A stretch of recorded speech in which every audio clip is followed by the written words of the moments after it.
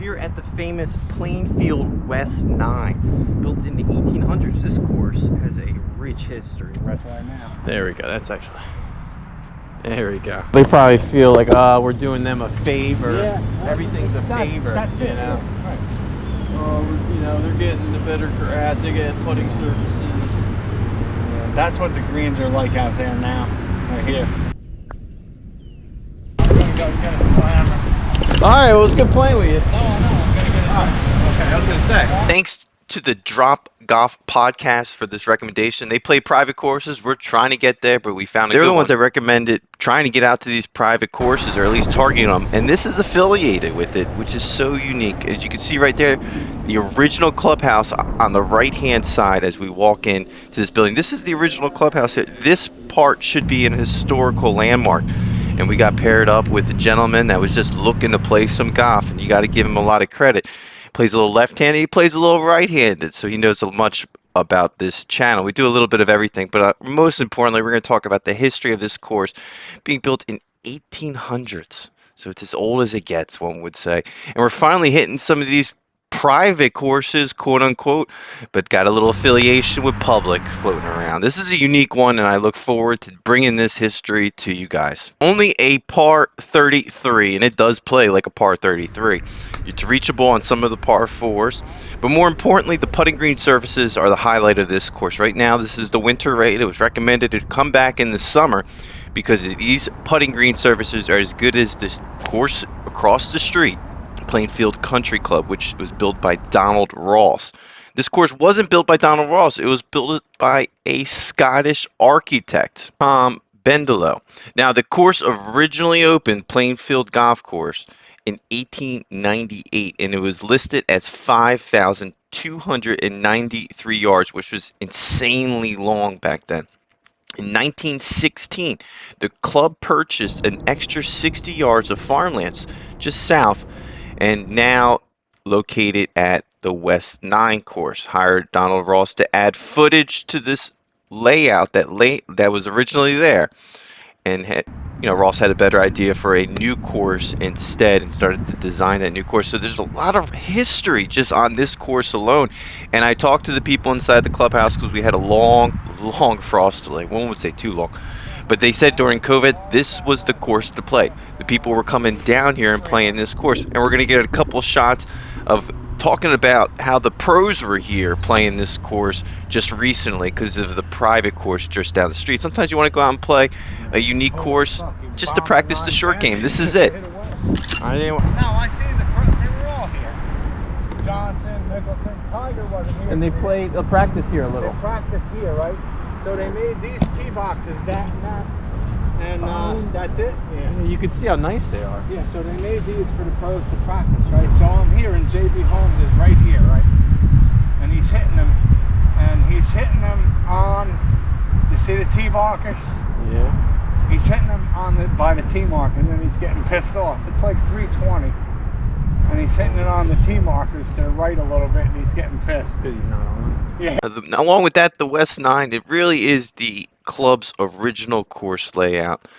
The club was incorporated, the 18-hole golf course, which then took into play in 1921, giving Plainfield 27 holes of private golf complex. 11 years later, during the Depression, it was set apart as a semi-private facility. So long story short, there was 27 holes. It was all private. It was all private. You couldn't get in. And then all of a sudden, we're thinking, okay, we got to open this to the public here.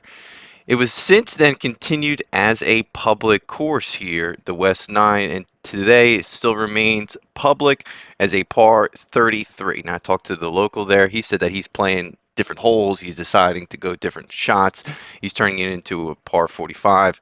Nonetheless, this is how the course was meant to be played by golf enthusiasts of all ages going out there practicing, learning, and just getting better at golf. There's a lot of pros here that just got better at golf with their short game, and that's what this course is going to do, because it has there's 3 par 3s that are challenging, but the par 4s are really kind of almost like a par 3, some of them. 240, 250, nothing too crazy, but enough to get out there.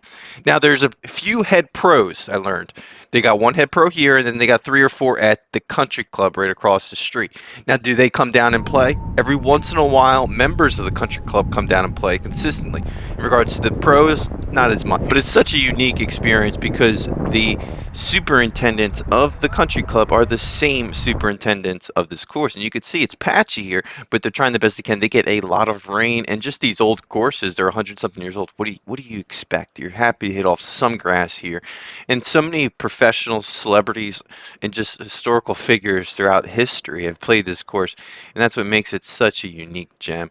We're so grateful to get out and play these type of courses, and hopefully in the future can play a Donald Ross private course. We're not going to get there anytime soon, but we're going to push ahead towards positivity in golf, and this is positive. This is a fun course to go out and play with. Unfortunately, with the winter rates, you pay about $25 to $30. There's a little bit of consistency. You're gonna spend it, but here's a pro tip. Apparently it's good for the whole day. From what the guy said, he'd come back, enjoy it. A lot of hospitality here, which was really nice. They even had a Christmas party that I was invited to. I walked in there because of the frost delay. There was a cup of coffee. Sit down and have a cup of coffee on us, relax, enjoy yourself, talk, relax, learn about the club. And that's what we did. And that's what I like this course. And I think it belongs in the 5 range, which is pretty low, but very high on this channel if you're following along, anyone. But just any consistency on this channel is important, and I think it doesn't belong in a 6 because it's not a 6. But I think because of the historical factors, I've never played a course that's really been affiliated with the country club, but you get to play some of it. Maybe I had, but and I'm not paying attention as much now with this channel. So hopefully in the near future we can get out there. If you have any recommendations, like the ones by Golf Clan, who recommended these private courses that are affiliated with public ones, and huge gratefulness. We're going to go up to Rock Springs, which was one of his favorite public courses, and I look forward to playing that. And of course we're going to try to play a little lefty. That's what we try to do. This gentleman that we played with, he plays righty, he plays lefty, he does it all. So it was really awesome to get out there and play with some of the locals in this area, and hopefully in the near future play Ashbrook, play these other courses that are just right down the street that we should have played, but we ran out of daylight and the frost delay, which plays a major factor. It's hard playing all the courses around here, but we're going to try to play all of them and bring those historical factors to you. We're also going to try to do different things on this channel in the near future, golf related. The rating on Google, it's a 4 out of 2 out of 5, but there's only 85 reviews currently, so it's not that much. And again, it does not play that long at all. 2,615 yards. On the right-hand side, you could see that's another piece of the original course or clubhouse from when I heard. Also affiliated with the first tee of New York City. Not as much anymore, but I think they had a huge part there. This is a great course, and shout out, this is the Parfessor.